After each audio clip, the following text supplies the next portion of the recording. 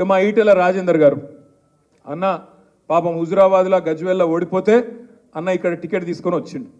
రాజేందర్ అన్నకు మొన్న నాకు ఒక దగ్గర స్పీచ్ చూసిన మల్కాజ్గిరిలో, మేడ్చల్కో యాడుకో వేయండు. పోయి పాపం రాజేందర్ అన్న రైతుల మీద ప్రేమ కురిపిస్తున్నాడు. 2 లక్షల రుణమాఫీ ఏమైంది? రేవంత్ రెడ్డి నువ్వు రుణమాఫీ చేయి, నేను తప్పుకుంటా పోటీలకు వెళ్ళని చెప్పి రాజేందర్ అన్న మాట్లాడుతుంటే నాకు నవ్వాలనో ఏడవాలనో అర్థం కాలే. ఆయన మర్చిపోయిండు పాపం ఏ పార్టీలో ఉన్నాడో. ఆయన ఇంకా టీఆర్ఎస్లో ఉన్నా అనుకుంటుండు పాపం రాజేంద్ర అన్న నువ్వు బీజేపీ వాళ్ళు మీరు రైతు రుణమాఫీ గురించి మాట్లాడితే దయ్యాలు వేదాలు వాళ్ళు ఇచ్చినట్టుంటుంది. ఎందుకంటే మీ నరేంద్ర మోడీ గారు 10 ఏళ్లలో ఏం చేసిండు? 14.5 లక్షల కోట్ల రుణాలు మాఫీ చేసిండు. ఎవరి రుణాలు? బడా బడా బాబులు, కార్పొరేట్ సేట్లు, పెద్ద పెద్ద వ్యాపార సంస్థలు, అదానీలు, అంబానీలు, వాళ్ళ రుణాలు మాఫీ చేసిండు. గసొంటి పార్టీలో కూర్చొని నువ్వు రుణమాఫీ గురించి, రైతు రుణమాఫీ గురించి మాట్లాడితే చాలా చండాలంగా, చాలా దరిద్రంగా ఉంటుంది రాజేంద్ర అన్న. నేను ఒకటే అంటా ఉన్నా ఈటెల రాజేందర్ గారిని, నువ్వు దమ్ముంటే ధైర్యం ఉంటే 10 ఏళ్లలో నరేంద్ర మోడీ అన్నట్టు ఆయన ప్రభుత్వం ఏమి చేసింది కంటోన్మెంట్కు, ఏమి చేసింది మల్కాజ్గిరి పార్లమెంటుకు చెప్పి ఓటు అడుగు అనే మాట బీజేపీ నాయకుడు నేను అడుగుతా ఉన్నా. మాట్లాడితే గట్టిగా అడిగినాం అనుకో, ఏం చేసిరా మీరు 10 ఏళ్ళు ఏం బీకినరంటే జై శ్రీరామ్, ఇంకా దప్పేం లేదు.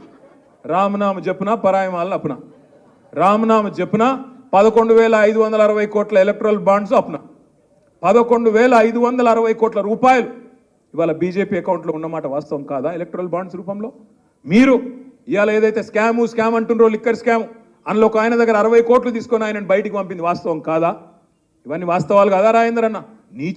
నీతిమంతుడు మోడీ గారు. ఎందుకు నీతిమంతుడు?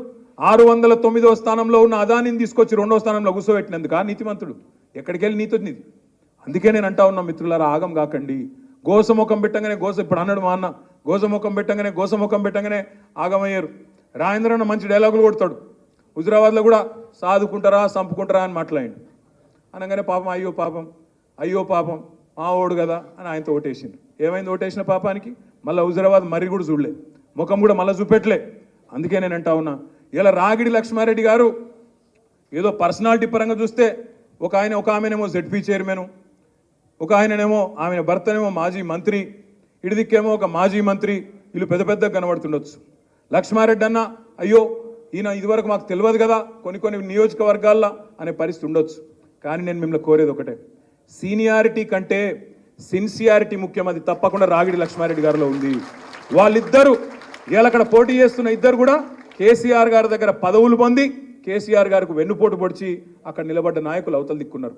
మరి అట్లాంటి వాళ్ళు కావాలన్నా, సిన్సియర్గా కష్టకాలంలో కూడా కేసీఆర్తో నడుస్తున్న లక్ష్మారెడ్డి గారు కావాలన్నా ఆలోచించవలసిన బాధ్యత మన మీద ఉన్నది. ఇలా నిల్చున్నది లక్ష్మారెడ్డి గారు కాదు, నిల్చున్నది కేసీఆర్, నిల్చున్నది ఒక గులాబీ సైనికుడు.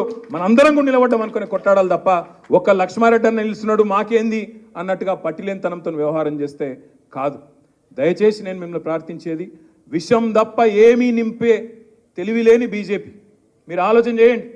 గమ్మత్ అనిపిస్తుంది నాకు అప్పుడప్పుడు అలా మాటలు వింటే. బండి సంజయ్ అంటే ఆయన మాట్లాడుతాడు, ఆయన ఏం మాట్లాడతాడు అర్థం కాదు. అప్పుడప్పుడు కిషన్ రెడ్డి అన్న మాట్లాడతాడు, 5 ఏళ్ళు కేంద్ర మంత్రి ఉండి, మా సీనియర్ నాకు తెలుసు, 5 ఏళ్ళు కేంద్ర మంత్రి, సికింద్రాబాద్ లోక్సభ సభ్యుడు.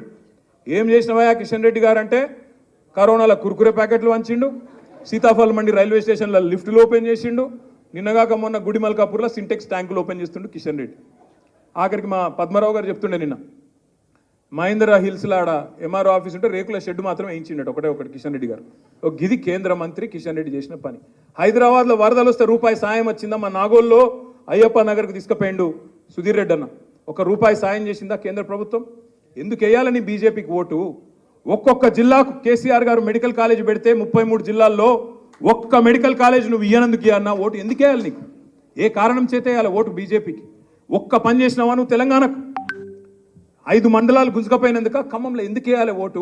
ఒక పని చెప్పు, నువ్వు ఏం చేసినావో చెప్పు. మల్కాజ్గిరికి ఏం చేసినావు, తెలంగాణకి ఏం చేసినావు, ఇక్కడ ఉండే దళితులకు ఏం చేసినావు, గిరిజనులకు ఏం చేసినావు, బలహీన వర్గాలకు ఏం చేసినావు, ఎవరికి ఏం చేసినావో చెప్పమంటే చెప్పే పరిస్థితి లేదు. మొన్నటిదాకా కాంగ్రెస్లు దొంగ ప్రచారం చేసిండ్రు. ఏమన్నారు? బీఆర్ఎస్ బీజేపీ ఒకటే, అందుకే కవితమ్మని అరెస్ట్ చేస్తలేరు అని చెప్పి మైనారిటీ సోదరుల మనసుల్లో విషం నింపే ప్రయత్నం చేసినారు.